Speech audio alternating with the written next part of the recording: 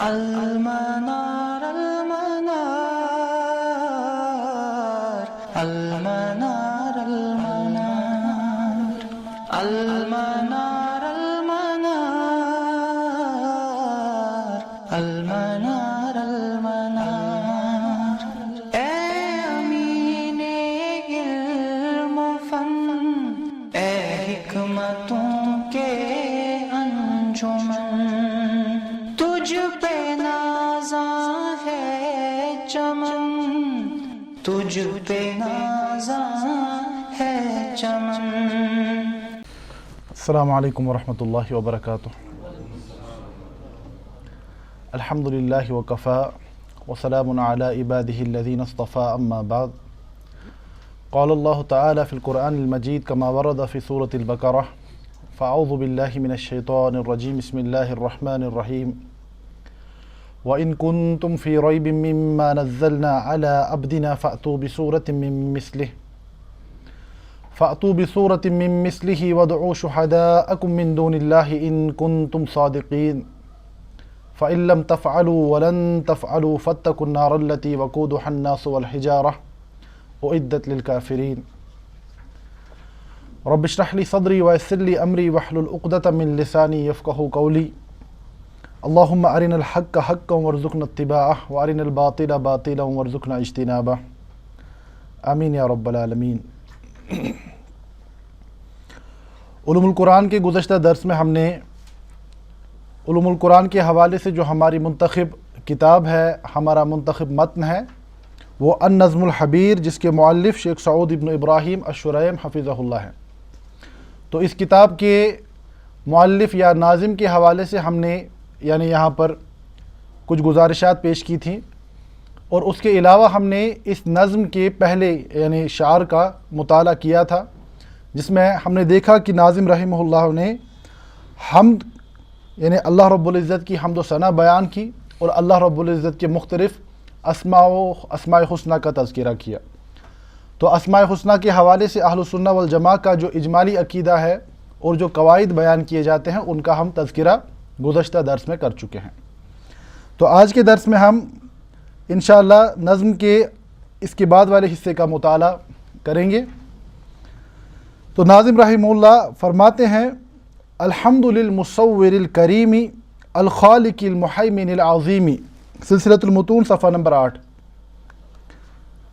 الحمد للمصور الکریم الخالق المحیمن العظیم، ثم الصلاة والسلام سرمدا علی النبی الحاشمی احمدا، وآلہ وصحبہ والتابعی وقارئ وکاتب وسامع، ومن علی طریقہم یسیر، نعم الطریق اسرہ المسیر، وخذ علوما للفتى محمہ، وکن حریصا ساعیا بہمہ، علم القرآن اشرف العلوم، فحاک حد جملة الموسوم، وہی عبارۃ تفید السائل، وتبحث النزول والمسائل، وهكذا الأحوال في القرآن، وكيف ذا الأداء باللسان، والنطق والكتابة المراد، والجمع والترتیب ثم زاد۔ تو آج کے درس میں ہم پہلے باب کے اس حصے تک مطالعہ انشاءاللہ کریں گے۔ تو اس میں جن مسائل کا تذکرہ ناظم رحمہ اللہ نے کیا ہے، تو وہ ہم سمجھنے کی کوشش کریں گے۔ تو حمد کے بعد ناظم رحمہ اللہ نے جو ناظم سے مراد نظم لکھنے والے، ناظم نام نہیں ہے کسی کا، ناظم فاعل کے اعتبار سے ہم کہتے ہیں، نظم لکھنے والے کو ہم ناظم کہتے ہیں، ٹھیک ہے۔ تو ناظم سے کیا مراد ہے؟ شیخ سعود ابن ابراہیم الشریم حفظہ اللہ تعالی، ٹھیک ہے۔ تو ناظم اللہ کی حمد بیان کرنے کے بعد اللہ کے نبی صلی اللہ علیہ وسلم پر صلاۃ و سلام کا تذکرہ کرتے ہیں۔ تو جیسے کہ ہم جانتے ہیں کہ اللہ کے نبی صلی اللہ علیہ وسلم پر سلام و صلات بھیجنا یہ اللہ رب العزت کا حکم ہے۔ تو اس حکم کی تعمیل میں اسلاف کا ہمیشہ سے یہ طریقہ رہا ہے کہ اللہ کی حمد کے بعد نبی اکرم صلی اللہ علیہ وسلم پر درود و سلام کا بھیجنا، ٹھیک ہے۔ تو صلات سے کیا مراد ہے اور سلام سے کیا مراد ہے، انشاءاللہ پہلے ہم اس کو سمجھنے کی کوشش کریں گے۔ تو پہلی بات جو میں نے یہاں بیان کی ہے تو وہ یہ ہے کہ ناظم رحمہ اللہ نے اسلاف کے طریقے پر چلتے ہوئے حمد کے بعد اللہ کے نبی صلی اللہ علیہ وسلم کی عظمت کے اظہار کے طور پر اللہ رب العزت کے حکم کی تعمیل کے طور پر یعنی صلاۃ و سلام کا تذکرہ کیا ہے۔ جیسا کہ ہم جانتے ہیں سورۃ الاحزاب میں اللہ رب العزت کا حکم ہے یا ایھا الذین آمنوا، اے ایمان والو، صلوا علیہ وسلموا تسلیما، اللہ کے نبی صلی اللہ علیہ وسلم پر صلاۃ اور سلام بھیجا کرو۔ ان اللہ وملائکتہ یصلون علی النبی۔ تو سب سے پہلی بات یہاں پر صلاۃ سے کیا معنی ہے؟ جب ہم کہتے ہیں کہ اللہ کے نبی صلی اللہ علیہ وسلم پر درود بھیجنا، تو درود سے کیا مراد ہے ہماری؟ تو اس کو یعنی علماء تین جہات سے بیان کرتے ہیں، کیونکہ جو یہ آیت ہے اس میں کیا فرمایا گیا؟ ان اللہ، بے شک اللہ، و ملائکتہ، اللہ کے فرشتے بھی بھیجتے ہیں، یصلون علی النبی، وہ صلاۃ بھیجتے ہیں اللہ کے نبی صلی اللہ علیہ وسلم، یعنی اللہ بھی بھیجتے ہیں اور اللہ کے فرشتے بھی۔ اس کے بعد ہمیں حکم کیا گیا یا ایھا الذین آمنوا، اے با ایمانو، صلوا علیہ وسلموا تسلیما، ٹھیک ہے؟ تو یہاں پر ہم دیکھتے ہیں کہ صلاۃ کے اعتبار سے فاعل تین ہیں، اللہ، اللہ کے فرشتے اور ایمان والے۔ تو علماء فرماتے ہیں کہ اللہ کے صلاۃ بھیجنے سے مراد کیا ہے؟ الرحمہ، کہ اللہ کی رحمتوں کا نزول، ٹھیک ہے؟ اور ملائکہ جب اللہ کے نبی صلی اللہ علیہ وسلم پر صلاۃ بھیجتے ہیں تو اس سے مراد ہے الاستغفار، اللہ کے نبی صلی اللہ علیہ وسلم کی حق میں استغفار کا کرنا۔ تو یہاں پر ایک سوال یہ بھی ہو سکتا ہے کہ اللہ کے نبی صلی اللہ علیہ وسلم کی تو تمام خطائیں، سب سے پہلے انبیاء تو گناہوں سے معصوم ہوتے ہیں، آپ کی حفاظت ہوتی ہے، اس کے بعد اگر آپ کی کچھ خطائیں بھی تھیں، لغزشیں بھی تھیں، اس کے بارے میں بھی کیا فرمایا گیا؟ سورۃ الفتح میں فرمایا لیغفر لک اللہ ما تقدم من ذنبک وما تأخر، یعنی آپ کی جو اگلی پچھلی خطائیں بھی تھیں ان سے بھی ہم نے درگزر فرما دیا ہے، ٹھیک ہے؟ تو یہاں پہ ہمیں یاد رکھنا ہے استغفار صرف گناہوں سے معافی کے لیے نہیں کیا جاتا، بلکہ استغفار درجات کی بلندی کے لیے بھی کیا جاتا ہے، ٹھیک ہے؟ یعنی انسان گناہوں سے جتنا پاک و صاف ہو جاتا ہے اسی اعتبار سے اس کے درجات بھی بلند ہوتے جاتے ہیں۔ تو اہل جنت کا تذکرہ کرتے ہوئے اللہ رب العزت نے قرآن میں فرمایا کہ جب اہل جنت جنت میں داخل ہوں گے اور فرشتے ان کا استقبال کریں گے تو فرشتوں کا کہنا ہوگا سلام علیکم طبتم فادخلوها خالدین، کہ تم پر اب ہمیشہ کی سلامتی ہو، تم انتہائی پاکیزہ لوگ ہو۔ یعنی سمجھ کے آئی بات کہ جنت میں داخل ہونے والے لوگ ہر اعتبار سے پاکیزہ ہوں گے، گناہوں کی آلائش سے مکمل طور پاک و صاف۔ تو سمجھ آیا کہ جتنی پاکی انسان کے اندر ہوگی اتنا ہی اس کا درجہ بھی بلند ہوگا۔ تو فرشتوں کا اللہ کے نبی صلی اللہ علیہ وسلم کے حق میں استغفار کرنا، اس سے مراد درجات کی بلندی کا معاملہ ہے۔ اور ہم اہل ایمان سے، انسانوں سے کیا معاملہ ہے؟ جب ہم یعنی صلاۃ و سلام بھیجتے ہیں تو ہمارے حق میں اس کے معنی الدعا کے بنتے ہیں۔ جب ہم پڑھتے ہیں اللہم صلی علی محمد، و درود ابراہیمی جو معروف ہے وعلی آل محمد، تو اس میں ہم اللہ کے نبی صلی اللہ علیہ وسلم کے حق میں رحمتوں اور برکتوں کی دعا کرتے ہیں۔ یا اذان کے بعد کی جو دعا ہے اس میں ہم پڑھتے ہیں آتی محمدن الوسیلۃ والفضیلہ، ٹھیک ہے؟ تو اہل ایمان کا صلاۃ و سلام بھیجنے سے کیا مراد ہے؟ الدعا، اللہ کے نبی صلی اللہ علیہ وسلم کے حق میں دعا کرنا، ٹھیک ہے؟ تو جمہور علماء کا اس میں یہی قول ہے کہ اللہ کی جانب سے صلاۃ و سلام سے مراد رحمتوں کا نزول ہے، اور ملائکہ کی جانب سے صلاۃ و سلام کا بھیجنا استغفار ہے، اور انسانوں یا اہل ایمان کی طرف سے صلاۃ و سلام کا بھیجا جانا دعا اس سے مراد ہے۔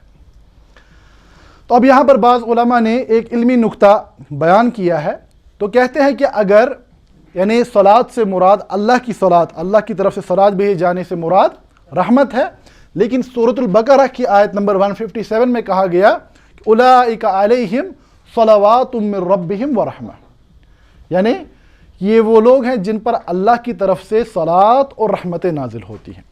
یہاں پر واو العطف کا استعمال کیا گیا ہے۔ جب آپ انشاءاللہ عربی لغت کو آگے پڑھیں گے آپ دیکھیں گے کہ واو العطف مغایرہ کے لیے استعمال ہوتا ہے۔ میں کہوں گا دخل حامد و زید، حامد اور زید داخل ہوا، تو واو جب ہم داخل کرتے ہیں تو اس سے کیا مراد ہوتا ہے کہ حامد اور زید یہ دو جدا اشخاص ہیں، حامد الگ ہے اور یعنی زید الگ ہے۔ تو عمومی طور پر واو جو ہوتا ہے یہ مغایرہ، ڈفرینسیشن کے لیے استعمال ہوتا ہے۔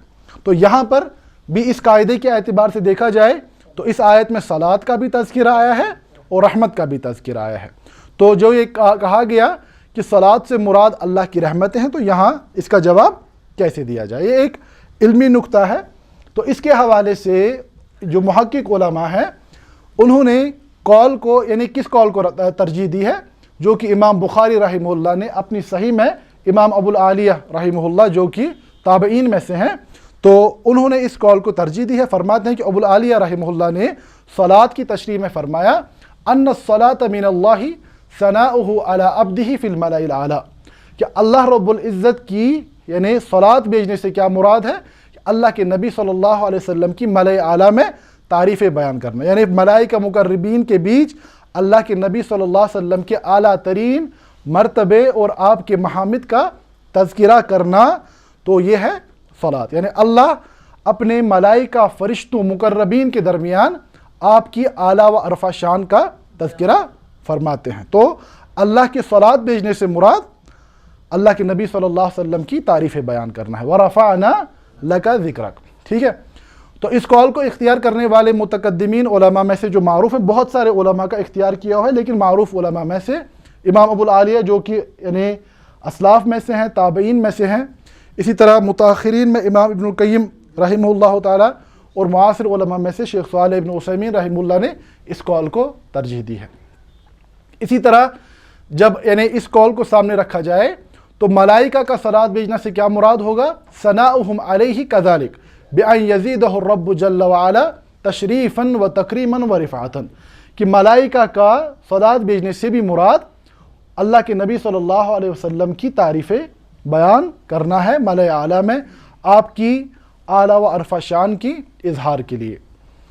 اور جہاں تک انسانوں کا، ایمان والوں کا تعلق ہے، تو ہماری جانب سے اس کا کیا مطلب ہوگا کہ ہم اللہ سے دعا کرتے ہیں، اے اللہ، اللہ کے نبی صلی اللہ علیہ وسلم کی شان کو بلند و بالا کیجئے، اپنا وعدہ جو وَرَفَعْنَا لَكَ ذِكْرَكَ کا ہے تو اس کا اظہار فرمائیں۔ یعنی جیسے ہم پڑھتے ہیں نماز اذان کے بعد والی دعا میں بھی آتی محمدًا الوسیلۃ والفضیلہ وابعثہ مقاما محمودا الذی وعدتہ، یعنی اس مقام محمود کا وعدہ پورا فرما دیجیے جس کا آپ نے ان سے وعدہ کیا ہے، ٹھیک ہے۔ تو اس یعنی موضوع پر جو صلاۃ و سلام، میں نے بہت اختصار کے ساتھ سبھی باتوں کا تذکرہ کیا ہے، تو اگر آپ منظومۃ الزمزمی جو گزشتہ بیچ میں ہم نے پڑھایا تھا، یعنی جو نظم پڑھائی تھی، اس میں یعنی اس صلاۃ و سلام کے حوالے سے کافی مفصل گفتگو ملے گی، اور خود مطالعہ کرنا چاہیں تو اس موضوع پر ایک بہت ہی شاندار کتاب امام ابن القیم رحمہ اللہ کی کتاب ہے معروف جلاء الافہام فی فضل الصلاۃ والسلام علی خیر الانام، علی محمد خیر الانام بھی بعض نسخوں میں مکمل نام لکھا ہوتا ہے، ٹھیک ہے۔ تو یہ ایک کافی مبسوط کتاب ہے، اس میں صلاۃ و سلام کے حوالے سے جو مختلف مسائل ہیں، اس کی فضیلت ہیں، اس کے فوائد ہیں، اور صلاۃ و سلام کی جو سیگے ہیں، کن سیگوں کے ساتھ درود و سلام پڑھا جائے، تو کافی مفصل اور خوبصورت یعنی طریقے پر امام ابن القیم رحمہ اللہ نے بیان فرمایا ہے، ٹھیک ہے۔ اور اس کے بعد جہاں تک سلام کا تعلق ہے، تو سلام سے کیا مراد ہے؟ فَهُوَ الدُّعَاءُ بِالسَّلَامَةِ بَدَنِهِ، کہ جب آپ صلی اللہ علیہ وآلہ وسلم بقید حیات تھے تو آپ کے حیات طیبہ کے دوران اس سے سلام سے مراد تھا کہ آپ کے مبارک جسم کی، آپ کے حالات کی یعنی اللہ رب العزت حفاظت فرمائے، سلامتی آپ کو عطا فرمائے۔ جیسے کہ ہم پڑھتے ہیں قرآن میں کہ اے ایمان والو فردوہ الی اللہ ورسول، تو اگر تم فإن تنازعتم فی شیء، اگر کسی معاملے میں اختلاف پڑ جائے، فردوہ، تو اس کو واپس لے جاؤ کہاں پر؟ اللہ اور اللہ کے رسول کی جانب صلی اللہ علیہ وآلہ وسلم۔ تو آپ کی حیات طیبہ کے دوران صحابہ کے لیے حکم کیا تھا کہ وہ اپنے مسائل کا حل تلاش کرنے کے لیے اللہ کے نبی صلی اللہ علیہ وسلم کے پاس تشریف لے جاتے تھے، اور آپ کی اس دنیا سے رخصت ہو جانے کے بعد آپ کی سنت کی طرف رجوع کیا جائے۔ اسی طرح آپ کی حیات طیبہ کے دوران سلام سے کیا مراد تھی؟ آپ کے یعنی جسم مبارک اور آپ کی جو یعنی آپ کے جو جملہ معاملات تھے ان میں سلامتی کی دعا، اور اسی طرح آپ کی وفات کے بعد آپ علیہ الصلوۃ والسلام کے دین کی حفاظت کی دعا، اور اسی طرح قیامت کے دن جو ہولناک یعنی معاملات وقوع پذیر ہونے والے ہیں، جس کے حوالے سے ہم جانتے ہیں کہ انبیاء علیہم السلام بھی اس دن نفسی نفسی پکار رہے ہوں، یعنی یہ صحیح احادیث سے ثابت معاملات ہیں، ٹھیک ہے۔ تو سب کی زبان پر کیا ہوگا؟ یا رب سلم سلم، یا رب سلم سلم، اے اللہ ہمیں قیامت کے احوال سے محفوظ فرما دیجیے۔ تو یہاں پر سلام سے یہ مراد ہے۔ تو اب جو اکثر و بیشتر اہل بدعت کی طرف سے اعتراض ہوتا ہے وہ یہ ہے کہ جو لوگ قرآن و سنت کی طرف دعوت دینے والے لوگ ہیں یہ صلاۃ و سلام کے منکر ہیں۔ تو یہ ایک بہت ہی بودا سا اعتراض ہے جس کی کوئی حقیقت نہیں ہے، یعنی صلاۃ و سلام کا انکار کوئی نہیں کرتا۔ اب صلاۃ و سلام کے ذریعے یا صلاۃ و سلام کو شرکی الفاظ کے ذریعے سے ادا کرنا اس کا انکار کیا جاتا ہے۔ تو اللہ کے نبی صلی اللہ علیہ وسلم کا افضل ترین مقام ہے کہ آپ عبدہ و رسولہ ہیں، لیکن اگر آپ کے لیے وہ صیغے اختیار کیے جائیں جس میں اللہ کے نبی صلی اللہ علیہ وسلم کے لیے الوہیت کا کوئی پہلو ظاہر ہوتا ہو کہ یعنی اللہ کی جگہ پر معاذ اللہ پیغمبر کو سبسٹیوٹ کرنے کی کوشش کی جائے تو اس کا انکار کرنا لازم ہے، واجب ہے۔ کیوں؟ کیونکہ اللہ اللہ ہے اور نبی نبی ہیں، ٹھیک ہے؟ تو اس اعتبار سے ہمیں سمجھنا چاہیے کہ صلاۃ و سلام کا انکار کوئی نہیں کرتا، بلکہ یہ ایک عبادت ہے جس پر بے شمار اجر و ثواب کا وعدہ اللہ نے کیا ہے۔ ابن القیم رحمہ اللہ کی کتاب کو دیکھیں تو ابن القیم رحمہ اللہ نے تقریباً 30 سے زائد فوائد کا تذکرہ کیا ہے کہ صلاۃ و سلام کی کثرت کے کتنے زیادہ فوائد ہیں دنیا اور آخرت میں، اس کا مفصل تذکرہ کیا ہے۔ تو بہرحال تو اس بود اعتراض کی کوئی حقیقت نہیں ہے کہ درود السلام پڑھنے پر انکار کیا جاتا ہے۔ تو یہاں پر آپ اس کو بھی دیکھیں کہ ناظم رحمہ اللہ نے حفظہ اللہ نے کیا کہا کہ ثم الصلاۃ والسلام، اللہ کی حمد و ثنا کے بعد ہم اللہ سے مانگتے ہیں کہ اللہ کی رحمتیں اور سلامتی نازل ہو۔ سرمدہ، سرمد کسے کہا جاتا ہے؟ ہمیشگی کے لیے۔ قرآن میں کہا گیا قل ارأیتم ان جعل اللہ علیکم اللیل سرمدا الی یوم القیامہ من الہ غیر اللہ یأتیکم بضیاء، کیا تم نہیں دیکھتے کہ اگر اللہ رب العزت قیامت تک رات کو تم پر مسلط کر دے، سرمدن یعنی ہمیشہ کے لیے تم پر مسلط کر دے، من الہ غیر اللہ، اللہ کے بغیر پھر کون معبود ہے جو روشنی لے کر آنے والے ہیں۔ تو یہاں پر سرمد کس معنی میں استعمال ہوا ہے؟ ہمیشگی کے لیے۔ تو یہاں پر ناظم رحمہ اللہ نے فرمایا کہ اللہ کے نبی صلی اللہ علیہ وسلم پر صلاۃ و سلام ہو ہمیشہ ہمیشہ کے لیے۔ علی النبی الحاشمی احمد، تو یہ جو آپ کا متن ہے اس میں سے ہاشمی کا لفظ یعنی ساکت رہ گیا ہے تو وہاں پر وہ ایڈ کر دیں۔ تو فرماتے ہیں علی النبی، تو صلاۃ و سلام کس پر ہو؟ نبی پر صلی اللہ علیہ وسلم۔ تو جہاں تک نبی کا تعلق ہے تو یہ لفظ یعنی اس کے لغوی اعتبار سے دو مصدر بیان کیے جاتے ہیں کہ یا تو یہ لفظ نبعن سے ماخوذ ہے یا تو یہ نبوتن سے ماخوذ ہے، ٹھیک ہے؟ اگر ہم نبعن کو اس کا مصدر جانیں تو پھر اسم الفاعل اس کا کیا بنتا ہے؟ نبی، ٹھیک ہے؟ تو اس میں کیا معنی ہوں گے؟ وہ ذات ان النبی مخبر، کہ نبی وہ ذات ہے جو خبر دیتے ہیں۔ فاعل کیا ہوتا ہے؟ فاعل ہوتا ہے کام کرنے والا، مخبر کیا ہوا؟ جو خبر دے، ٹھیک ہے؟ اس اعتبار سے نبی وہ ذات ہے جو خبر دیتے ہیں، کس کو؟ یعنی الحق، حق کی خبر دیتے ہیں اللہ کے حکم سے یا وحی کے ذریعے سے اللہ کا حکم لوگوں تک پہنچاتے ہیں، ٹھیک ہے؟ نبعن۔ یا اگر اس کو مفعول کے صیغے میں لیا جائے تو پھر نبی کیا ہے؟ مخبر، وہ ذات جس کو اللہ رب العزت کی جانب سے خبر پہنچتی ہے، وحی پہنچتی ہے، جبریل علیہ السلام کے ذریعے سے وحی نازل ہوتی ہے۔ تو ہم کہیں گے کہ نبعن سے کیا مراد ہے؟ کہ خبر ہے نا، عن النبع العظیم، اس بڑی خبر کے بارے میں آپ سے پوچھتے ہیں، ٹھیک ہے؟ تو اگر نبعن سے ہم اس میں فاعل بنائیں تو فاعل سے کیا مراد ہوگا؟ وہ ذات جو خبر دیتی ہے۔ اگر اس کو مفعول کے صیغے میں لیا جائے تو اس کا مطلب ہوگا وہ جس کو خبردار کیا جاتا ہے، جس پر اللہ کی وحی نازل ہوتی ہے، ٹھیک ہے؟ تو اس کے برعکس اگر نبوتن کے مصدر میں اس کو دیکھا جائے تو وہاں سے اگر اسم الفاعل بنائیں ہم تو اس سے کیا مراد ہے؟ نبوہ کہتے ہیں بلندی کو، ٹھیک ہے؟ تو وہاں سے اسم الفاعل میں کیا معنی آئیں گے؟ ہوا رافع رتبۃ من اتبعہ، وہ ذات جو اپنی اتباع کے ذریعے سے دوسروں کے مقام کو بلند کرنے والا ہو۔ فاعل کیا ہوتا ہے؟ کام کرنے والا، یعنی نبی وہ ذات ہے جو اپنی اتباع کے ذریعے سے دوسرے کے مقام کو بلند کرنے والا ہو، جہالت سے نکال کر علم کے نور میں داخل کرنے والا ہو، کفر سے نکال کر ایمان میں داخل کرنے والا ہو، ٹھیک ہے، جہنم کی پستیوں سے نکال کر جنت کی بلندیوں میں داخل کرنے والا ہو، ٹھیک ہے۔ تو اگر اب اس نبوتن کے مصدر سے مفعول کے معنی میں لیے جائیں تو اس سے مراد ہوگا ہوا مرفوع الرتبہ، یہ وہ ذات ہے جس کا مرتبہ بلند کیا گیا، یعنی وہ ذات جو کہ نبی نہیں تھے، جن پر وحی نازل نہیں ہوتی تھی۔ ما کنت تدری مل کتاب ولا الایمان، اے اللہ کے نبی صلی اللہ علیہ وسلم، وحی کے نزول سے پہلے آپ نہیں جانتے تھے کتاب کے بارے میں اور آپ نہیں جانتے تھے ایمان کے بارے میں۔ وحی کا نزول شروع ہو گیا، آپ کے مقام کو اور زیادہ بلند کیا گیا، یعنی ہم کہیں گے نبوتن اگر ہم اسم المفعول یعنی مفعول کے صیغے کے ساتھ بیان کریں تو اس سے مراد ہوگی وہ ذات جس کا مقام بلند کیا گیا ہو، ٹھیک ہے، بات سمجھ آ رہی ہے؟ تو کہا ثم الصلاۃ والسلام سرمدا علی النبی، کہ صلاۃ و سلام ہمیشہ کے لیے ہو نبی پر صلی اللہ علیہ وآلہ وسلم۔ تو وہ نبی کے حوالے سے ایک تو یہ لغوی پہلو آیا، اصطلاحی طور پر یعنی ہم نبی کسے کہتے ہیں کہ ان النبی انسان، سب سے پہلی بات نبی انسان ہوتے ہیں، نبی فرشتے یا نبی کے ذات میں الوہیت کا کوئی پہلو موجود یا معاذ اللہ اللہ پیغمبر کی شکل میں زمین پر نزول نہیں فرماتے۔ سب سے پہلی بات ان النبی انسان، کہ ان النبی انسان، پیغمبر انسان ہوتے ہیں۔ ما انا الا بشر مثلکم، میں تمہاری طرح ایک انسان ہوں، متعدد مرتبہ قرآن میں بیان کیا گیا۔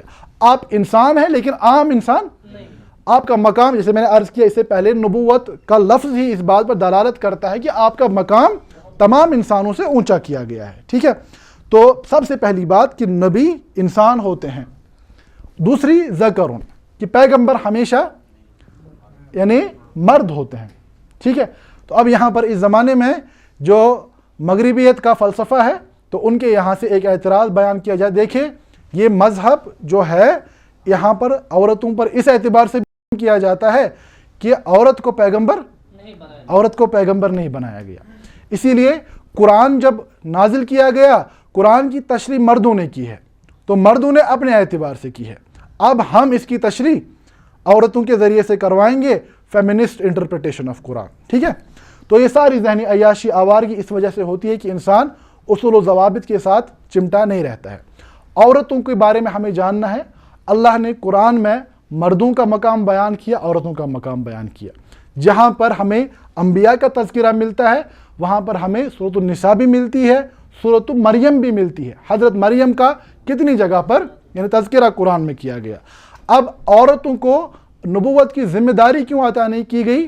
تو اس کی یعنی بہت ساری فطری وجوہات ہیں، بایولوجیکل وجوہات ہیں، اور عورت کی جو اللہ رب العزت نے بناوٹ بنائی ہے، تو نبوت کا یہ جو کام ہے یہ کوئی آسان کام نہیں۔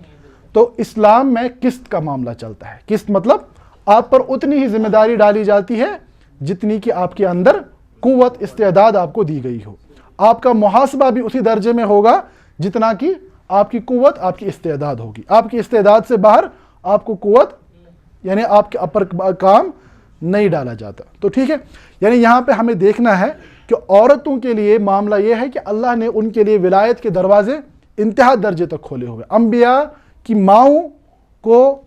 کی مائیں بھی تو عورت ہی تھی، ٹھیک ہے۔ اب یہ کار نبوت کی جو ذمہ داریاں ہیں اس کو سنبھالنے کے حوالے سے جو استعداد چاہیے، جو قوت چاہیے، وہ اللہ نے عورتوں کے مقابلے میں مردوں میں زیادہ رکھی ہے۔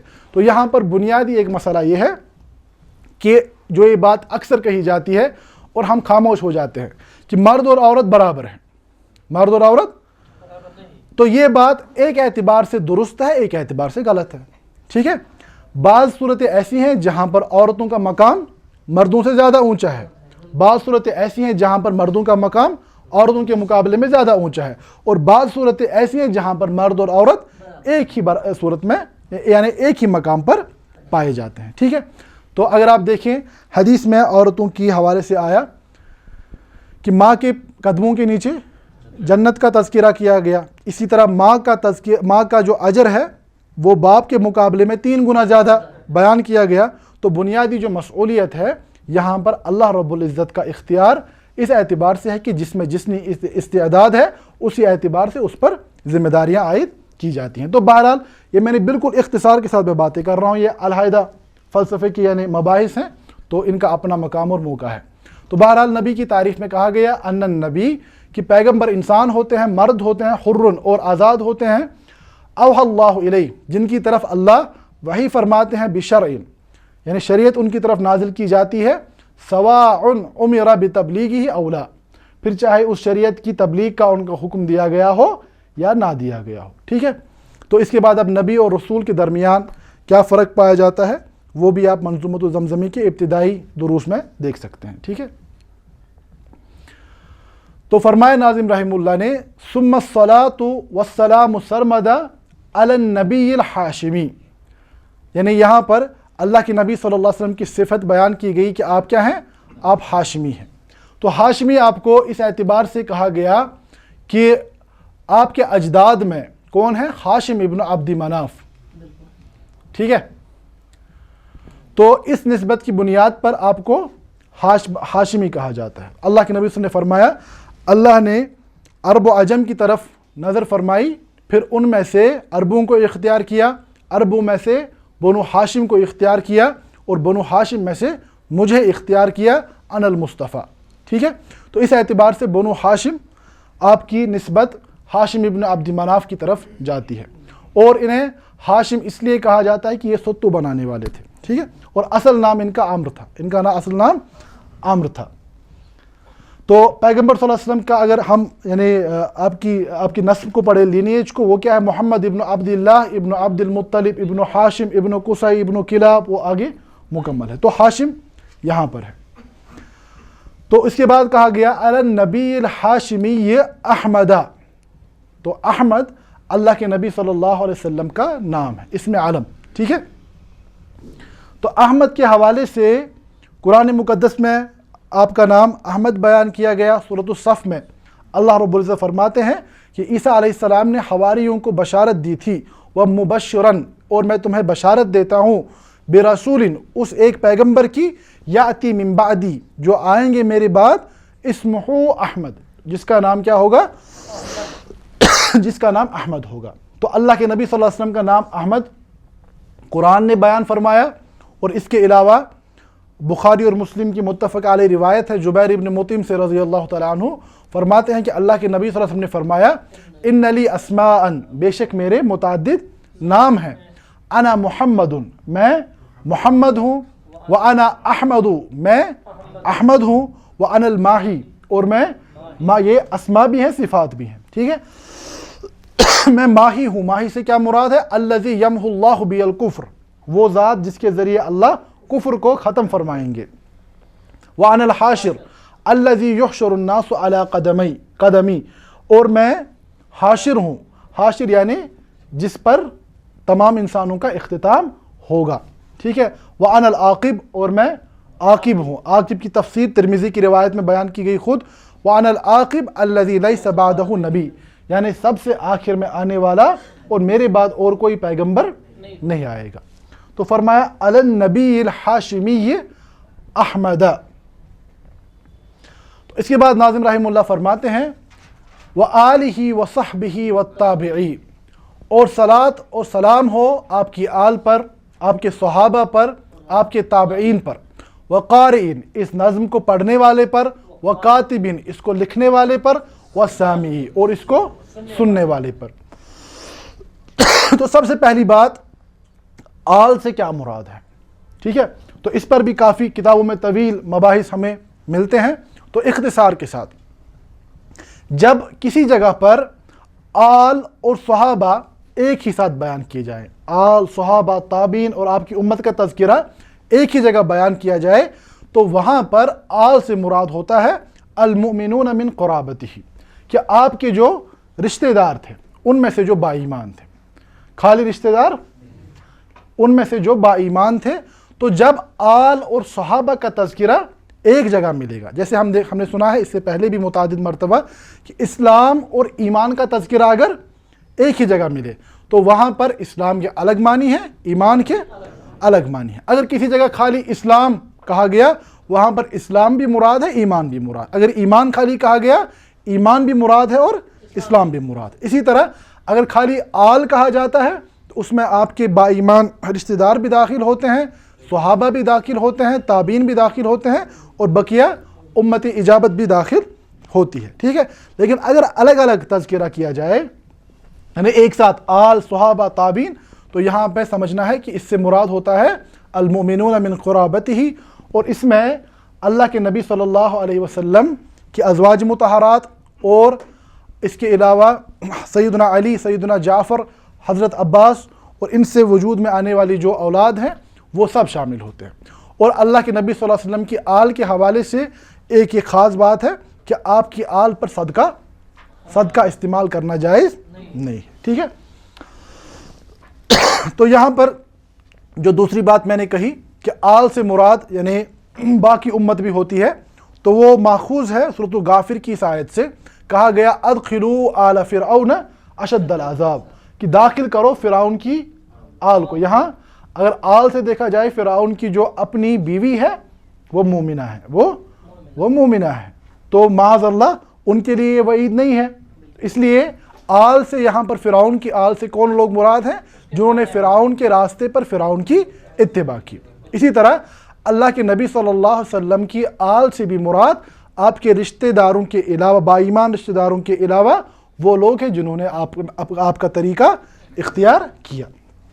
تو اسی کو یعنی ایک شاعر نے بیان کیا ہے، آل النبی ہم اتباع ملتہ، نبی کی آل وہ ہے جنہوں نے آپ کی اتباع کی، من الاعاجم والسودان والعربی، پھر چاہے وہ اجمی ہو، سودانی ہو یا عربی ہو، لو لم یکن آلہ الا قرابتہ، اگر آپ کی آل سے مراد رشتہ داروں کے بغیر اور کوئی نہیں ہوتا، صلی المصلی علی الغاوی ابی لہبی، پھر تو صلاۃ بھیجنے والا ابو لہب پر بھی صلاۃ بھیجتا، کیونکہ وہ بھی آپ کا اپنا چچا تھا، ٹھیک ہے۔ تو سمجھ آئی بات کہ آپ کی آل میں اگر آل اور صحابہ کو ایک ساتھ بیان کیا جائے تو آل سے مراد آپ کے با ایمان اقربا ہوں گے، اور اگر یعنی آل خالی بیان کیا گیا ہو تو پھر آپ کے با ایمان قرابت داروں کے علاوہ بقیہ امت بھی اس میں داخل ہوگی، ٹھیک ہے۔ اس کے بعد فرمایا گیا وَآلِهِ وَصَحْبِهِ، صحابہ سے کیا مراد ہے؟ صحابہ کی یعنی صحابی کی تعریف جو اختصار کے ساتھ بیان کی جا سکتی ہے، امام ابن حجر رحمہ اللہ فرماتے ہیں وَأَصَحُّ مَا وَقَفْتُ عَلَيْهِ، سب سے جو راجح قول ہے جس کو ہم نے اختیار کیا ہے وہ یہ ہے کہ صحابی کون ہے؟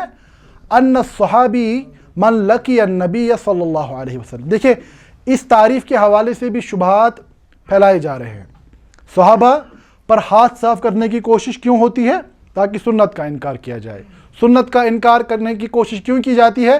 کیونکہ تاکہ قرآن کو بازیچ اطفال بنایا جائے، قرآن کی عبارات کی منمانی تشریح کی جائے۔ اس کا دروازہ کھولنے کے لیے سب سے پہلے حملہ صحابہ کی تعریف پر ہوتا ہے، اس کے بعد صحابہ میں کبھی ابو ہریرہ پر رضی اللہ عنہ علیحدہ تنقید ہوگی، کبھی نیچے تابعین میں سے ابن شہاب زہری پر تنقید ہوگی۔ تو یہاں پر دیکھیں کہ صحابہ کی تعریف جو امت نے اختیار کی ہے، جو رائج ہے، وہ کیا ہے کہ صحابی سے مراد وہ شخص ہے من لقی النبی صلی اللہ علیہ وسلم، جس نے ملاقات کی اللہ کے نبی صلی اللہ علیہ وسلم سے مومنن بھی، لیکن کس شرط کے ساتھ کہ وہ آپ پر ایمان لانے والا ہو، ومات علی الاسلام، اور دوسری شرط کہ ان کی وفات بھی اسلام پر ہی ہو۔ یہ کہا جاتا ہے دیکھو اگر ہم صحابی کی ایسی عبارت یعنی ایسی تعریف بیان کرے پھر تو منافق بھی آپ سے ملے تھے۔ حالیہ عرصے میں ایک جانے مانے صاحب نے ایسے شوشے یعنی بازار میں چھوڑے تھے کہ دیکھو عبداللہ ابن ابی بھی تو ملا تھا اللہ کے نبی صلی اللہ علیہ وسلم سے، تو پھر اس کو بھی صحابی ماننا چاہیے۔ تو بظاہر تو بڑا علمی یعنی مسئلہ لگتا ہے، لیکن حقیقت کیا ہے یہاں پر بیان کی جا رہی بات۔ اور سب سے پہلی بات کہ جو منافق تھے، جو منافقین تھے، ان کو اللہ کے نبی صلی اللہ علیہ وسلم پہچانتے تھے، سب سے پہلی بات وہی تھی۔ اس کے بعد آپ کے صحابہ میں متعدد صحابہ ایسے تھے جو منافقین کے حوالے سے واقفیت رکھتے تھے، ٹھیک ہے۔ لیکن تعریف میں بھی دیکھیے داخل کیا گیا ہے کہ آپ ملے ہوں پیغمبر صلی اللہ علیہ وسلم کے ساتھ ایمان کی حالت میں اور وفات بھی ہوئی ہو ایمان پر ہی۔ تو اسے کیا سمجھ آیا کہ صحابی میں وہ لوگ داخل نہیں ہوتے جو اسلام تو لائے تھے لیکن بعد میں مرتد ہو گئے۔ ہم جانتے ہیں سیدنا صدیق اکبر رضی اللہ تعالیٰ کی خلافت کے زمانے میں حروب الردہ، مرتدین کے خلاف یعنی جنگوں کا ایک طویل سلسلہ چلا، تو اس میں سے کچھ لوگ وہ تھے جنہوں نے پہلے ایمان لایا تھا بظاہر، پھر مرتد ہو گئے، تو کیا ان کو ہم صحابی کی تعریف میں داخل کرتے ہیں؟ نہیں۔ تو کہا جاتا ہے ایک تو ایمان کی حالت میں ملے ہو اور وفات بھی ایمان پر ہی ہوئی ہو۔ فَيَدْخُلُ فِي مَنْ لَقِيَهُ، پس اس تعریف میں وہ لوگ داخل ہوتے ہیں جو طویل عرصے تک آپ کے ساتھ رہے ہوں، جیسے صدیق اکبر رضی اللہ تعالیٰ عنہ، یا آپ کی یعنی مدت معیت کی کم ہی رہی ہو، جیسے فتح مکہ کے بعد ایمان لانے والے صحابہ، جن میں مثال سیدنا امیر معاویہ رضی اللہ تعالیٰ عنہ کا مقام انتہائی اونچا ہے، یا آخر پر عمر میں بھی جو لوگ آپ سے ملاقات کے لیے آئے، آپ پر ایمان لے آئے، تو وہ صحابی کی تعریف میں داخل ہوتے ہیں۔ اب یہاں پر یہ بھی کہا جا سکتا ہے، دیکھو یہ کیسی بات ہوئی کہ دیکھا کھالی ملے تو صحابی بن گئے۔ انسان اگر دنیا میں بھی کسی ایسے صاحب علم انسان کے پاس جائے، یعنی جو اپنے علم، تقوی، زہد کے حوالے سے یعنی جانا پہچانا انسان ہو، تو ان کی شخصیت کا ایک الگ اثر انسان کی زندگی پر ہمیشہ رہتا ہے۔ تو یہ کہا جاتا ہے کہ صالحین کی صحبت کو اختیار کرو۔ کیوں؟ وہ اس لیے کونوا مع الصادقین کس کا حکم ہے؟ قرآن کا حکم ہے، کونوا مع الصادقین، سچے لوگوں کی صحبت کو اختیار کرو۔ کیوں؟ کیونکہ نیک لوگوں کی صحبت کا اثر انسان پر ضرور پڑتا ہے اگر وہ اثر قبول کرنے والا ہو۔ اسی طرح جو پیغمبر سے ملا ہو، پیغمبر کا موازنہ کسی عام انسان کے ساتھ کرنا ناممکن ہے۔ تو اللہ کے نبی صلی اللہ علیہ وسلم کی صحبت کا یہ شرف ہے کہ جو انسان آپ سے ملا اس کو صحابیت کا شرف حاصل ہوا۔ تو ابن حجر رحمہ اللہ فرماتے ہیں کہ محقق قول اس میں یہی ہے کہ اب اس صاحب کی مجالست، صحبت طویل ہو یا کثیر ہو، اس سے روایت آپ نے اس صاحب نے اللہ کے نبی صلی اللہ علیہ وسلم روایت کی ہو یا نہیں کی ہو، ومن غزا معه او لم یغزو، آپ کے ساتھ مل کر جہاد کیا ہو یا نہیں کیا ہو، ومن رآہ رؤیۃ ولو لم یجالسہ، چاہے کسی نے ایک ہی مرتبہ آپ کو دیکھا ہو، آپ کے ساتھ یعنی زیادہ بیٹھنے کا موقع بھی نہ ملا ہو، ومن لم یرہ لعارض، اور کوئی ایسا بھی جو آپ سے ملا ہو لیکن دیکھا تو نہیں ہو کسی عذر کی وجہ سے، جیسے کہ کوئی انسان یعنی عامہ تھا۔ ہم جانتے ہیں صحابہ میں ابن ام مکتوم رضی اللہ تعالیٰ عنہ، آپ نے اللہ کے نبی صلی اللہ علیہ وسلم کو تو یعنی ظاہری آنکھوں سے تو نہیں دیکھا، لیکن ابن ام مکتوم کا تذکرہ یعنی ہمیں ملتا ہے اشارتاً قرآن میں بھی، سورۃ عبس وتولی ان جاءہ الاعمی، اذان میں رمضان پر جو مامور تھے وہ عبداللہ ابن ام مکتوم تھے رضی اللہ تعالیٰ عنہ۔ بہرحال تو یہ جو ایک بہت ہی کمپریہنسو تعریف امام ابن حجر رحمہ اللہ نے بیان کی ہے۔ تو فرماتے ہیں ناظم رحمہ اللہ صحابہ کے حوالے، اس کے بعد فرماتے ہیں والتابعی، تابعین سے کیا مراد ہے؟ ہم الذین جاؤوا بعد الصحابہ، یہ وہ لوگ ہیں جو صحابہ کی بعد آئے۔ اور تابعین کے حوالے سے بھی علماء کے درمیان مختلف اقوال پائے جاتے ہیں کہ کیا تابعین کا صحابہ کی صحبت کو اختیار کرنا ضروری ہے کہ کیا صرف ان کو دیکھنے کا مسئلہ ہے؟ ٹھیک ہے، تو اس میں پھر علماء تابعین کے طبقات بیان کرتے ہیں۔ ٹھیک ہے، سارے تابعین ایک ہی طبقے میں شمار نہیں ہوتے، تو ایک ہے طبقہ کبار التابعین کا، دوسرا متوسط تابعین کا، اور تیسرا صغار التابعین کا۔ تو کبار تابعین ان لوگوں کو کہا جاتا ہے ہم الذین رعوا الصحابہ ورعوا عنہم، یہ وہ لوگ ہیں جنہوں نے صحابہ کو دیکھا بھی اور صحابہ کے ساتھ سے روایتیں بھی، جیسے سیدنا حسن بصری، اسی طرح مجاہد ابن جبر، اکرمہ، یہ وہ لوگ تھے جنہوں نے عبداللہ ابن عباس رضی اللہ عنہ کی صحبت کو کافی عرصے تک اختیار کیا، آپ سے روایت بھی بیان کی۔ تو یہ وہ لوگ ہیں تابعین میں سے جن کا مقام اونچا ہے، یعنی جو طبقات تابعین ہیں اس میں مختلف طبقات ہیں، لیکن جو اکثر اہل علم کا اختیار کیا ہوا قول ہے وہ یہی ہے کہ 3 درجوں میں تقسیم ہوتے، ایک کبار التابعین، دوسرا ہے متوسط التابعین، یعنی جو درمیانی طبقے کے تابعین ہیں وہ کون ہے؟ ہم الذین رعوا کبار التابعین ورعوا کبار الصحابہ، یہ وہ لوگ ہیں جنہوں نے کبار تابعین کو دیکھا اور بعض کبار صحابہ کو بھی دیکھا. اس میں روایت کی شرط بیان, دیکھیے پہلے طبقے میں صحابہ کی صحبت اور صحابہ سے روایت کی شرط بیان کی گئی. دوسرے طبقے میں تابعین میں سے کبار تابعین کی صحبت اور بعض صحابہ کی صحبت, لیکن روایت کی شرط نہیں بیان کی گئی. تیسرا وہم الطبقۃ الصغار التابعین, یہ تابعین کے وہ لوگ ہیں جو چھوٹے تھے عمر میں. فہم الذین رعوا طبقۃ کبار التابعین, یہ وہ لوگ ہیں جنہوں نے کبار تابعین کی اکثریت کو دیکھا.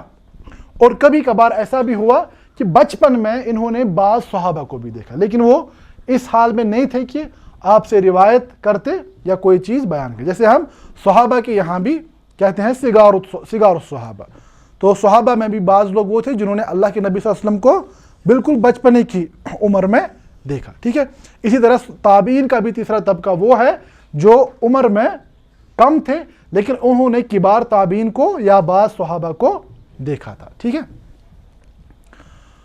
تو ناظم رحمہ اللہ کیا فرماتے ہیں, ثم الصلاۃ والسلام سرمدا, پھر صلاۃ اور سلام ہو دائمی طور پر علی النبی الحاشمی احمد, نبی ہاشمی جن کا نام کیا تھا, احمد صلی اللہ علیہ وآلہ وسلم, وآلہ وصحبہ والتابعی, اور آپ کی آل پر, آپ کے صحابہ پر اور تابعین پر.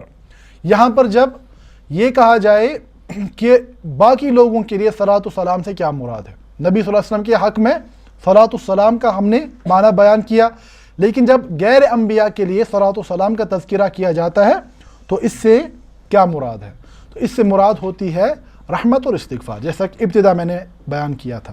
ٹھیک ہے, اس کے آگے ناظم رحمہ اللہ فرماتے ہیں وَقَارِئٍ وَكَاتِبٍ وَسَامِعٍ, اور اللہ کی رحمتیں ہوں کس پر, اس نظم کو پڑھنے والے, قاری پڑھنے والے, وَكَاتِبِ اس کو لکھنے والے, وَسَامِعِ اور سننے والے پر. وَمَنْ عَلَىٰ طَرِيقِهِمْ يَسِيرُ, اور دیکھیے دعا میں نے مزید توسع اختیار کرنا, انسان دعاؤں میں بخیل. اب نے وہ ایک روایت سنی ہوگی کہ ایک صاحب آئے تو ایک اعرابی اللہ کے نبی صلی اللہ علیہ وسلم کے پاس, اور کیا کہا, اے اللہ میری مغفرت فرما دیجیے اور نبی کریم صلی اللہ علیہ وسلم مغفرت فرما دیجیے, باقیوں کو سب کو باہر کر دیا. تو یہاں پر ناظم رحمہ اللہ نے یعنی کیا کہا, وَمَنْ عَلَىٰ طَرِيقِهِمْ يَسِيرُ, اور وہ انسان جو ان لوگوں کے راستے پر چلنے والا ہو, پھر چاہے اس نے میری نظم پڑھی ہو یا نہ پڑھی ہو, اس نے سنی ہو یا نہ سنی ہو, اس نے لکھی ہو یا, جو اس راستے پر, طریق سے کیا مراد ہے, طریق العلم, جو علم کے راستے پر چلنے والے باقی لوگ ہیں ان پر بھی. وَمَنْ عَلَىٰ طَرِيقِهِمْ, اور جو ان کے راستے پر, یہ خم کی ضمیر کہاں کی طرف پلٹتی ہے, یہ واپس اوپر سب کی جانب آئے گی, آلہ وصحبہ والتابعی وقارئ وکاتب وسامع. تو اس کے بعد فرمایا جو ان لوگوں کے طریقے پر چلنے والا ہو, سارا یسیر چلنا. نعمت طریق اسرہ المسیر, کیا ہی خوب ہے یہ راستہ جس کا اسر انجام کیا ہے یا جس کا تقاضا کیا ہے, المسیر اس راستے پر چلنا. یہاں پر گویا کہ ناظم حفظہ اللہ تعالی نصیحت فرما رہے ہیں ایک طالب علم کو کہ اے طالب علم, اس علم کے اخذ کرنے کا مطلب صرف معلومات کو جمع کرنا نہیں ہے, بلکہ علم کا تقاضا کیا ہے, العمل. امام ذہبی رحمہ اللہ کی کتاب اس نام سے ہی ہے, اقتضاء العلم العمل, علم کا تقاضا ہے عمل. ٹھیک ہے, تو یہاں پر ثلاثۃ الاصول جس کی شرح ہمارے یوٹیوب چینل پر موجود ہے, استاد سہیل شوقی حافظہ اللہ نے اس کی کافی مبسوط شرح کی ہے. تو اس میں محمد ابن عبد الوہاب رحمہ اللہ فرماتے ہیں, اعلم رحمک اللہ, کہ جان اللہ آپ پر رحم کرے, انہ یجب علینا تعلم اربع مسائل, ہم پر واجب ہے 4 چیزوں کا جاننا. پہلی چیز کہ سب سے پہلا مسئلہ انسان کے لیے کیا ہے, علم, علم کو حاصل کرنا. اور علم حاصل کرنے سے کیا مراد ہے, وہ ہوا معرفت اللہ, اللہ کی پہچان, اللہ کے نبی کی پہچان اور دین اسلام کو دلیل کی بنیاد پر سمجھنا, پہلا مسئلہ. الثانیہ, دوسری اہم مسئلہ جو ہے وہ ہے العمل بہ, اس علم پر عمل کرنا. تیسرا الدعوۃ الیہ, جو آپ نے اپنے لیے راستہ چنا ہے اس راستے کی طرف دعوت دینا. اور چوتھا الصبر علی الاذی فیہ, اس راستے پر جو مشکلات آئیں گی ان پر صبر کرنا. تو یہ کہ میں نے یہاں بیان کیا ہے کہ ناظم رحمہ اللہ نے اختصار کے ساتھ کیا بیان کیا, نعمت طریق, کیا ہی خوب ہے یہ طریقہ اسرہ المسیر، جس کا تقاضا کیا ہے؟ اس راستے پر چلا جائے، یعنی علم کا تقاضا عمل ہے، علم کا تقاضا عمل ہے، علم محض ذہنی عیاشی کے لیے نہ ہو۔ تو آگے فرماتے ہیں وَخُذْ عُلُومًا لِلْفَتَى مُحِمَّةً، اور یعنی حاصل کرو، خُذ یعنی ان علوم کو حاصل کرو اے نوجوان، مہمہ جو کہ بہت ہی زیادہ اہم علوم ہیں۔ یہ جو آپ علوم الشریعہ پڑھتے ہیں یہ اہم اس اعتبار سے ہے کہ ان کے بغیر اللہ کی شریعت کو اللہ کی مرضی کے مطابق سمجھنا ممکن نہیں ہے، ٹھیک ہے؟ تو فرماتے وَكُنْ حَرِيصًا سَاعِيًا بِحِمَّةٍ، اور اس علم کے راستے میں کیا اختیار کرو؟ تین چیزیں، حرص، اور دوسری کوشش، اور تیسری ہمت۔ سب سے پہلی انسان کے اندر علم حاصل کرنے کا جذبہ ہونا چاہیے۔ جب تک یہ جذبہ نہ ہو، جب تک یہ شوق نہ ہو، تو اس راستے پر ڈٹنا ناممکن چیز ہے، ٹھیک ہے؟ آپ ماشاءاللہ یہاں پہ بیٹھے ہوئے ہیں کس بنیاد پر؟ آپ کے اندر انشاءاللہ تعالی طلب علم کی ایک خواہش موجود ہے کہ ہمارے اندر سے جہل ختم ہو جائے، علم ہمیں حاصل ہو جائے۔ تو سب سے پہلی شرط کیا ہے؟ انسان حریص ہونا چاہیے علم کے لیے۔ اب انسان حریص تو ہے لیکن وہ گھر سے نکلنے کے لیے تیار، وہ سہولتوں کو چھوڑنے کے لیے تیار، تو دوسری نصیحت فرماتے ہیں سعیًا، کوشش، یعنی انسان علم کے راستے میں کوشش کرے۔ من سلک طریقا یلتمس فیہ علما سہل اللہ لہ بہ طریقا الی الجنہ۔ تو خالی میرے اندر شوق ہے لیکن میں صبح جاگوں گا نہیں، تو ایسا نہیں چلتا ہے۔ کہا ایک علم کا جذبہ ہو، اس کے بعد علم کے راستے کی کوشش ہو، اور اس کوشش میں ہمت کے ساتھ کام لینا ہے، ہمت نہ ہارے انسان، کیونکہ یہ راستہ نفس کے لیے گراں گزرتا ہے، تو اس کے مقابلے کے لیے انسان کا باہمت ہونا بھی ضروری ہے۔ اس کے آگے فرماتے ہیں علم القرآن اشرف العلوم، جو یہ علوم القرآن ہے، علوم القرآن فرماتے ہیں یہ سب سے اشرف العلوم ہے، سب سے بابرکت اور سب سے انتہائی اونچا علم ہے۔ تو یہاں پر ہم قرآن کی تعریف کے حوالے سے مختصر بات کریں گے کہ اصطلاح میں ہم قرآن کہتے ہیں، یہ تعریف آپ سب یاد رکھیں گے انشاءاللہ تعالی انہی الفاظ کے ساتھ۔ ہوا کلام اللہ تعالی، قرآن کیا ہے؟ یہ اللہ کا کلام ہے، المنزل علی محمد صلی اللہ علیہ وسلم، جو کہ نازل کیا گیا محمد صلی اللہ علیہ وسلم پر، المتعبد بتلاوتہ، اور جس کی تلاوت کرنا عبادت ہے۔ اتنا اس میں بعض علماء نے اس سے زیادہ بھی اضافے کیے ہیں، لیکن اتنی تعریف کو کم سے کم ایک طالب علم کے ذہن میں ہونا چاہیے۔ تو جب ہم کہتے ہیں قرآن کیا ہے؟ کلام اللہ، یہ اللہ کا، تو اس سے بات سمجھ آئی کہ اس میں کسی انسان کا کلام نہیں ہے۔ تو یہ صرف قرآن کے حوالے سے ہی یہ دعویٰ کرنا ممکن ہے۔ اگر آپ جو بقیہ مذاہب کی کتابیں ہیں ان میں ان مذاہب کو ماننے والے بھی یہ تسلیم کرتے ہیں کہ ان کتابوں میں یعنی انسانوں کا کلام بھی موجود ہے۔ اگر آپ بائبل کو دیکھیں، بائبل کا ایک ورژن ملتا ہے red letter Bible. Red letter Bible کیا ہے؟ اس میں حضرت مسیح علیہ السلام کا جو کلام ہے اس کو سرخ سیاہی میں، ریڈ انک میں لکھا گیا ہے۔ تو ایک موٹی سی کتاب میں بڑی مشکل سے 30-40 اوراق کا حجم بنتا ہے، جو کہ سیاہ یعنی سیاہی میں، ریڈ انک میں لکھا جاتا ہے۔ تو ہم جب کہتے ہیں قرآن، تو قرآن ابتدا سے انتہا تک یہ اللہ کا کلام ہے، اس میں اللہ کے نبی صلی اللہ علیہ وسلم کا کلام بھی، بقیہ انسانوں کی بات کا کوئی سوال نہیں۔ دوسری بات کہ قرآن اللہ کا کلام ہے، ٹھیک ہے؟ یہ کلام اور جو مخلوق کا مسئلہ ہے، قرآن کلام ہے یا مخلوق ہے، اس پر آپ کو ہمارے چینل پر جو موجود ہے لیکچرز مقدمۃ التفسیر کے، تو اس میں اس موضوع پر کافی یعنی طویل بحث موجود ہے، تو اس کو آپ دیکھ سکتے ہیں۔ تو ہمارا اہل سنت کا یہی معاملہ ہے کہ اللہ رب العزت اپنی شان کے مطابق کلام فرماتے ہیں، اور یہ کلام نازل کیا جاتا ہے پیغمبر پر۔ تو ہم کہتے ہیں کہ جب ہم کہیں کلام اللہ، تو اس سے اللہ کے بغیر چاہے انسان ہو، جنات ہو، ملائکہ ہو، سب کا کلام یعنی خارج البحث ہو جاتا ہے۔ تو قرآن میں کسی دوسرے کے کلام کا کوئی امکان نہیں۔ تو یہ جو اعتراض پیش کیا جاتا ہے کہ بعد میں معاذ اللہ صحابہ نے داخل کیا، خلفاء نے داخل کیا، تو یہ نہ کوئی تاریخی حقیقت ہے اور نہ ہی جو مسلمانوں کے یہاں جو ہمارے یہاں جو یہ تعریف ہے اس کے حوالے سے درست بات ہے۔ دوسری المنزل علی محمد، قرآن وہ کتاب ہے، اللہ کا وہ کلام ہے جو نازل کیا گیا کس پر؟ محمد صلی اللہ علیہ وسلم پر۔ تو اس کے ذریعے سے تورات، انجیل، زبور، صحف ابراہیم سب کو باہر نکالا گیا۔ یعنی ہم مانتے ہیں کہ اللہ کے نبی صلی اللہ علیہ وسلم سے پہلے باقی پیغمبروں پر بھی کتابیں نازل کی گئی، وہ بھی اللہ کا کلام تھا، لیکن قرآن میں وہ کلام موجود قرآن میں ہم خاص اس کلام کو الکتاب جب ہم کہتے ہیں تو الکتاب سے مراد صحف ابراہیم نہیں ہے، الکتاب سے مراد تورات اور انجیل نہیں ہے، الکتاب سے مراد القرآن ہے، اور قرآن وہی ہے جو نازل کی گئی کس پر؟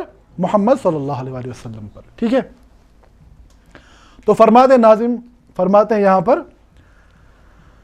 علم القرآنی، قرآن کا جو علم ہے اشرف العلومی، یہ سب سے زیادہ اشرف علم ہے۔ کیوں؟ کیونکہ اس کا تعلق سب سے زیادہ اشرف، بابرکت یا باعزت کتاب کے ساتھ ہے، تو سیدھی سی بات ہے۔ اور فرماتے ہیں فحاک حد جملۃ الموسومی، تو اے طالب علم ہم یہاں پر بیان کرتے ہیں تمہارے لیے تعریف۔ تو ہم نے ابتدائی درس میں کیا پڑھا تھا؟ مبادئ العلم العشرہ، کسی بھی علم کی 10 بنیاد، ان مبادئ کل فن عشرہ، ہر کسی علم کی فاؤنڈیشن جو ہے 10 بنیادوں پر ہے۔ الحد والموضوع ثم الثمرہ، پہلی بات حد۔ تو ناظم رحمہ اللہ یہاں پر فرماتے ہیں فحاک حد جملۃ الموسومی، یہاں پر ہم اس علم القرآن کی حد تعریف بیان کر رہے ہیں۔ وہ کیا ہے؟ وہی عبارت تفید السائلہ، علم القرآن سے ہماری مراد ہے وہ معاملات، وہ علم جو سوال کرنے والے کو فائدہ دیتا ہے، کس چیز کا؟ وَتَبْحَثُ النُّزُولَ وَالْمَسَائِلَ، وہ یعنی کس چیز کے ساتھ ڈیل کرتا ہے؟ النزول، قرآن کے نزول کے مسائل کے ساتھ۔ ٹھیک ہے، یہاں پر علوم القرآن کے مسائل کا تذکرہ کر رہے ہیں۔ ایک مسئلہ کیا ہے؟ نزول القرآن، قرآن کب نازل ہوا، کیسے نازل ہوا، کتنے عرصے میں نازل ہوا، نزول کی کیا کیا صورت تھی، یعنی وحی کے حوالے سے، جو انشاءاللہ اس میں پہلی بحث آئے گی انشاءاللہ۔ وَهَكَذَا أَحْوَالُ فِي الْقُرْآنِ، اور اسی طرح قرآن کے باقی دیگر احوال، یعنی جس میں ہم پڑھتے ہیں اسباب النزول وغیرہ کا معاملہ۔ وَكَيْفَ ذَا الْأَدَاءُ بِاللِّسَانِ، اور علوم القرآن میں پڑھا جاتا ہے قرآن کی ادائیگی کے مسائل۔ اگر آپ پہلے لیکچر کو دیکھیں گے وہاں پر ہم نے بیان کیے تھے کہ 6 قسم کے علوم بنیادی طور پر پائے جاتے ہیں۔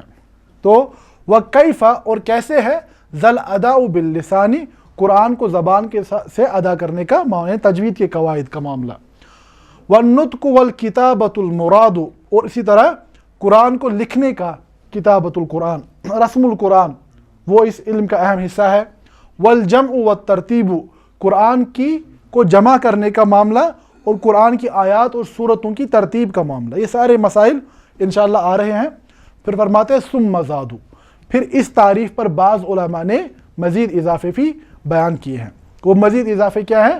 اس کے حوالے سے ناظم رحمہ اللہ نے ابن العربی جو ہے المالکی، وہ فقیہ ہیں، ٹھیک ہے، ان کا قول نقل کیا ہے، جو ہم انشاءاللہ اگلے درس میں تفصیل کے ساتھ پڑھیں گے۔ ٹھیک ہے، تو یہاں تک آج کے درس میں جو ہم نے پڑھا، اس نظم کے اس حصے کو ایک بار دہراتے ہیں، اس پر انشاءاللہ اختتام ہوگا۔ الحمد للمصور الکریم الخالق المحیمن العظیم، ثم الصلاة والسلام سرمدا علی النبی الحاشمی احمد وآلہ وصحبہ والتابعی وقارئ وکاتب وسامع ومن علی طریقہم یسیر، نعم الطریق اسرح المسیر، وخذ علوما للفتى مہمہ وکن حریصا ساعیا بہمہ، علم القرآن اشرف العلوم فہاک حد جملۃ الموسوم، وہی عبارۃ تفید السائل وتبحث النزول والمسائل، وہکذا الاحوال فی القرآن وکیف ذا الاداء باللسان، والنطق والکتابۃ المراد والجمع والترتیب ثم زاد۔ تو اس سے مزید آگے جو بیان کر رہے ہیں ناظم رحمہ اللہ وہ اگلے درس میں۔ ھذا ما انی واللہ تعالی عالم، وصلی اللہ علی نبینا محمد وآلہ وصحبہ وسلم، وآخر دعوانا ان الحمد للہ رب العالمین۔ المنار المنار المنار المنار المنار المنار المنار اے امین علم و فن اے حکمتوں کے انجمن تجھ پہ نازاں ہے چمن تجھ پہ نازاں ہے چمن